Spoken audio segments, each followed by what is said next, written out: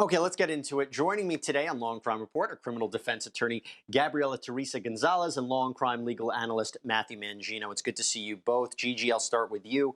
We had the autopsies of Joseph Ryan and Alex Cox. Joseph Ryan, a former husband of Lori Vallow. Alex Cox, the brother of Lori Vallow, died, again, under suspicious circumstances. The autopsy said there was no foul play. Yet the autopsy of Tammy Daybell, they have not said the results, but they have not even indicated at this point that there's no foul play. So again, we don't know all the details of what happened in those other deaths. We don't know the details here, but the investigators could have at least said, oh, there's no foul play. They didn't do that. Does that tell you that maybe someone is responsible for the death of Tammy Daybell and maybe criminally charged? Yeah, it certainly tells me something. I thought it was very interesting how with Tammy Daybell, we got the news that they had completed the autopsy, and then we learned that they weren't going to release the findings of the autopsy when just last month they were happy to release the findings of the autopsy for Alex Cox, which revealed clots and high blood pressure. So I'm very interested to learn if the circumstances of Tammy Daybell's death are similar to Alex Cox, if they're withholding that because of that information. I'm not sure, but I'm certainly interested to learn what they found in this autopsy because it's certainly very suspicious, the circumstances surrounding her death. Matthew, let me ask you this. The Fremont County prosecutor is now taking over the investigation into Tammy's death. It used to be in the hands of the state attorney general's office. Now, the fact that this is now, in the hands of the Fremont County prosecutor, where we know that we know exactly where Chad and Tammy were living when Tammy died. What does that tell you that they're now taking control of this investigation? And how does that change the case in any way?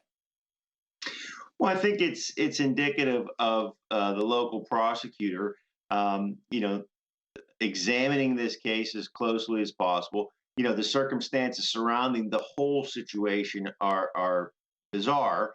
And it doesn't lead one to think that Tammy may have died at her age of natural causes while sleeping in her bed.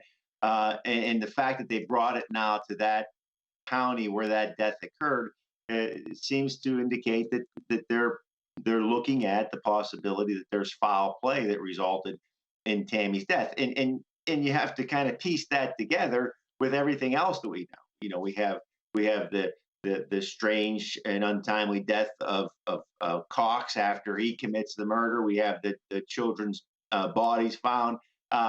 Certainly there's more to this story than we know at this point. And the prosecutor is going to keep that autopsy and their investigation tight-lipped until they're ready to move forward.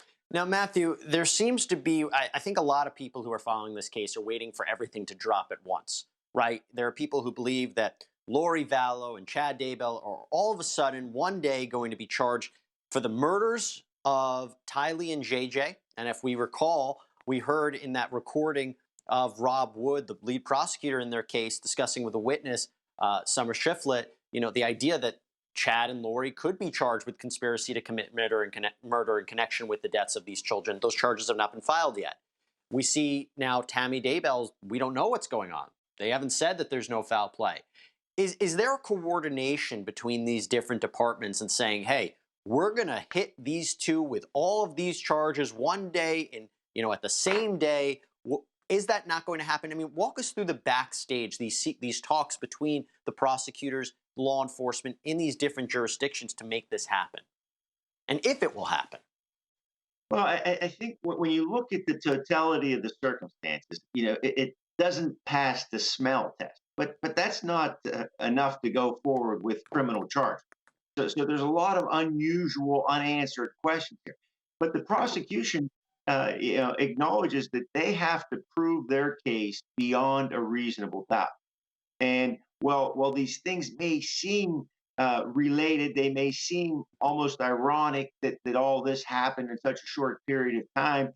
Uh, but the prosecution has to make sure that they can piece together a case beyond a reasonable doubt in each one of these instances. It's not enough to say, oh, well, look what happened to the children. Oh, look, what happened to Tammy. Look, he got married 2 weeks later. That's not enough. they have to prove each and Hmm. every element of a case that they would present to a jury. And so I think they need to be very careful, very methodical in their investigation, and make sure that they have all the I's dotted, the T's crossed before they move forward.